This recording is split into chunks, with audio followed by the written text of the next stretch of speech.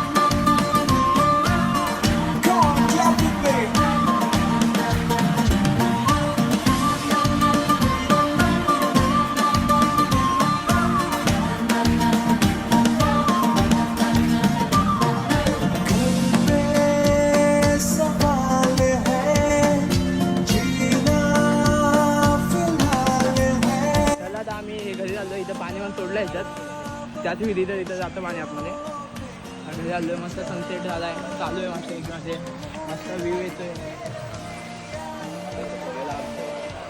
चला आता आपण इथं व्हिडिओ आपल्याला एंड करूया. भेटू डबल पुढच्या नवीन मिनी ब्लॉगमध्ये.